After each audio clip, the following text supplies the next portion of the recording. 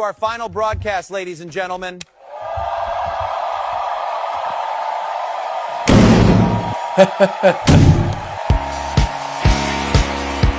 That's funny as heck. That's funny as heck. I don't think we can listen to that song, but that is absolutely hilarious. Whoever made that GIF needs a prize for sure.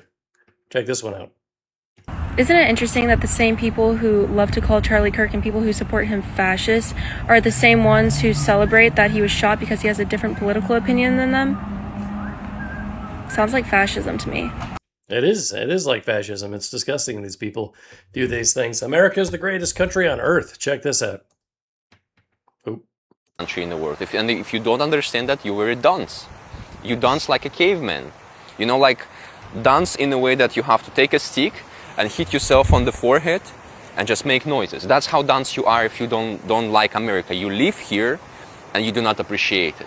Matter of fact, if you live in America and you hate America, go fuck yourself. Go fuck yourself from all the other angles because you're being dumb. I would actually like if there would be a program of exchange. And any dumb motherfucker that lives in America with the American passport that hates his country can exchange his passport for the foreigner that wants to come and live and be productive here and live by the rules and, you know, bring something to society. That would be amazing.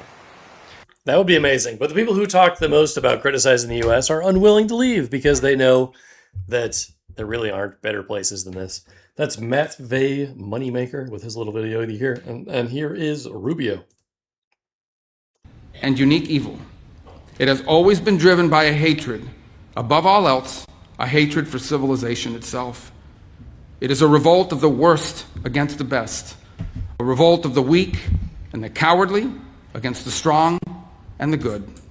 It is perpetrated by those who cannot build, who cannot create, who cannot achieve great things, and take their revenge upon the world for their own inadequacy by seeking to destroy those who can. This is what radical leftism is. It may wear various different slogans and ideologies across place and time. They can call themselves anti-capitalist or anti-imperialist or communist or anarchist or Marxist, but the fundamental character is always the same. It's always the same. It is a poisonous resentment cloaked in the language of equality and justice and liberation, an overwhelming need to tear down what greater men have built, to wreck what is beautiful and what is right on behalf of people who are only filled with ugliness and have nothing else to offer the world. Through violence and through terror, they once again seek to impose their ugliness on all of us. This is a distinctive. And they outfit themselves with ugly hair, but which is nice though. It tells us in some ways, you know, to avoid them. So we got that, which is useful. And here's one of these individuals now. Or you could talk about that if you'd like. White culture perpetuates racism. Or you could talk about that if you'd like. What does that even mean? We have a president right now. No, the president is not white culture. What is white culture? And how does white culture perpetuate racism? The president was voted in by, you know, and the country also voted in Obama, a black man, for 2 terms. Sorry, what? We've had a black president for 2 terms. How can you say that there's a systemic racism in this country when we had a black president for 8 years? So we had a black president for 2 terms. That's correct, of course. Yeah. That isn't not enough evidence to suggest that our country has a race problem. But it is enough evidence to suggest that because Donald Trump was elected that we are racist. So if it doesn't fit your narrative the other way, then you just switch it the opposite. Oh boy. These people can't debate because they don't have any practice doing it. You know, the only thing allowed on college campuses is far left-wing opinions. Repressive tolerance means don't let anybody do anything. And when I listen to people like that on college campuses, these leftists speaking, they sound a bit like Chuck Schumer does right here. And we need a complete investigation that's independent. Now on Iran and the NDAA. When all the Trump administration... There it is. Did you hear that? Oh my goodness. We need term limits. Come on. We need term limits right now. Here's a much better candidate for 2028 with J.D. Vance. Also, Rubio, earlier, he's great as well. I don't really care, Margaret. Gavin Newsom, he has a book here, and I was very surprised. It didn't look like his book. Did you read his book? People bought my book. That's the difference. Well, that's very tough rhetoric from a guy who just quit because his fraudulent activities have been uncovered. Look, Tim Walz is a joke. Happy Halloween, kids. It doesn't bother me when congressional Democrats disagree with our policies. It bothers me like that they're just terrible people. Times. No, in this Even entire today. meeting, you said thank Even you. today. Yeah, J.D. Vance, he's hardcore. Here's another ridiculous college campus leftist giving us her opinion. Can you please shut up while I'm talking? Would you say he's a good businessman? Yeah, I mean, he's a multi-billionaire. What about his multiple businesses that have went into bankruptcy? Yeah, I mean, look, you're going to fail sometimes when you do businesses. But 10 times? Yeah, maybe. I mean, he's 78 years old. I mean, how many billions have you made? You know, he was also born into it. Well, he was not born a billionaire. He was given a couple $1 million, but turning a couple $1 million into $6 billion is like the greatest ROI in the history. And by the way, not only that, he helped redefine the Plaza Hotel, the Grand Hyatt, the Trump Hotel, the Trump Doral. I mean, there's some of the greatest properties you can imagine. It's a pretty impressive business record, I would say. He is. Trump's been highly successful. Having a failed business is a common thing with entrepreneurs that are taking risks, but a lot of these people just have no idea.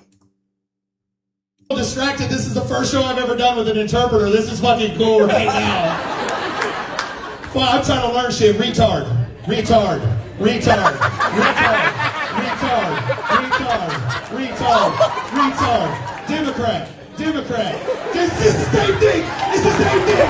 It's the same thing. I knew it. Democrat. Democrat. Retard. Retard. Democrat. Dude, you gotta be kidding me.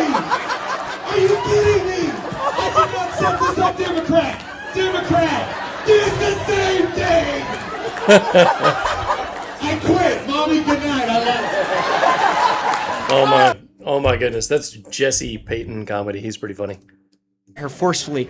Every single person came from all over the globe to establish something different. Got it. So I agree with part of that. So you would agree there's difference between immigrants and settlers? Yeah, absolutely. So this is why I love Salt Lake. This place was built from nothing.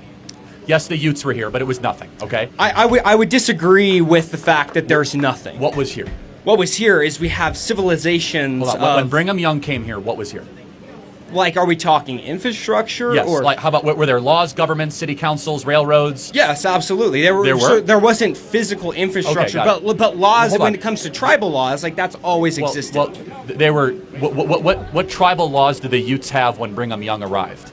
I wouldn't be able to speak on that. It was next to nothing. It was nothing. This is why I love Salt Lake, because it's a great example of what makes America a different country than how people present it. Is that when Brigham Young came, exiled from Nauvoo, Illinois, I'm not even a Mormon saying this, is that he had to build something ex nihilo, from nothing. So he was not an immigrant, he was a settler. And being a settler is the hardest thing. So you have to build something from nothing. You have to get people to agree, you have to form a government, you have to try to, have commerce and wealth and not have people kill each other. And most times it doesn't work, right? So you might say, well, why is that applicable? So settlers built the country, and then immigrants came to the country. But you cease to have a country if you do not have people that have shared values, okay? If values are not shared and values are communicated through language, so if you don't speak the same language, it's hard to communicate those values, then you are something other than a country. You're a colony, you're a big economy, you're just something called a country. If you cease to have Western values as the priority of your country, then the country will no longer be Western. Right? So if you bring in a bunch of people that do not necessarily share that value system, or you're not even trying to assimilate them to that value system, that have a different belief on private property, free speech, consent to the governed. So you make a good point. You say an American is someone who wants a better life. That's part of being an American. Yeah, I'm not saying that's I think an American is someone who believes in the basic tenets of the U.S. Constitution. Like, that's a good start. Yeah. So if you bring in a bunch of people that are not educated in the promise of the Constitution, they are coming and they're like indifferent, or they come from countries that's not the basis, you're going to have destabilization whether you want it or not. That's just a rational belief. Yeah, and I mean, no, I don't think you disagree with that, right? No, I definitely don't disagree It's not with a that. racial thing. It's that when you have too many people coming into a country too quickly, that country will cease to exist. Well, and especially when assimilation is not able to keep up with it. I think the idea that like having all of these cultures is a negative thing. Like, again, I think we can both agree that having a mass influx of people that's uncontrolled. No, we is totally bad. agree. Yes. Yeah, You need but an I think- assimilation period. But I still think that those cultures and values Yes. that they bring, even if they slightly conflict with other things, those are so valuable. Well, let's play this out. So they're valuable, but there are certain cultures when they come to this country, to their credit, they actually no longer prefer that culture and they embrace Western culture. Can't we say that Can I give you an example? Yeah. Indians. Okay, love Indian culture, but I'm glad the caste system doesn't dictate American life. Sure, right. But can't we say the same thing about, in the beginning of this country, we have, people like Scottish, England, they're in the same area, but they share very different ideals. And a lot of them try to make their own civilizations to have their own belief system, but yet we still have built. I mean, it was America, right? Yeah. Yes, what I'm saying is these different beliefs came together, and well, it's less so than you think, though. It's that every one of those original colonies were Christian in nature, so they had something undergirding them, and the Constitution was just the distillation of all that together. We're not disagreeing, but assimilation is something you agree with. Yeah. Okay, so then I'll make my final point. You must assimilate towards something. What is that? I think I think you can't I don't think you can completely assimilate, but we have a culture here. No, I agree. But we have to at least encourage it in a direction, yes, right? Yes, I completely agree. And we have to figure out what that is without being called a racist. And I think it's the U.S. Constitution. I think it's a shared American story. I think it's merit over race. I think it's de-emphasizing tribalism. So there are three forms of government. You can have tribalism, globalism, or nationalism. Everything fits into one of those three things. Nationalism gets a bad rap. But nationalism is the American story, right? We have borders. We have a shared project. Like, you're going to have shared values. And they want more of a globalism, tribalism mixture, where it's like, okay, you're part of this racial group. Like, I think that's really bad and damaging for the country. I remember when I was young, my dad told me, that's the secret. Happy wife, happy life. All right, that was a good video. Charlie Kirk always has great things to say. He's highly educated without being indoctrinated, right? Doesn't have all the college degrees, but he's what we call an autodidact, somebody who's self-taught. That's great. Why should my right to choose be dependent on your viewpoint? Well, I guess the other question is, do you think that there is right science and wrong science? Yeah. Okay, so science will prove me correct. For example, science does not prove you correct. Okay, let me build it out. How tall you are, your eye color, your weight disparity, your tastes were all put into place at that moment of conception. I do not believe that is true. Well, no, it actually is true. So it's called DNA. It's called deoxyribonucleic acid. So, for example, how tall you are right now or how tall you could be absent, medical intervention, your eye color, your skin color, your hair color was all decided at that moment. So basically the blueprint for your life came into being at that moment. Therefore, it is your life. It is the beginning of your life. And what distinguishes you from your mother is that you have two separate forms of DNA. Yep. So I believe you should be able to do what you want with your body. And I believe that everybody should be able to not be interfered with in their body. Therefore, if it's not your DNA, it's not your choice. I don't care if you think I'm racist. Right. And here is the final video. A little bit about the poor victim mentality of these leftist college students.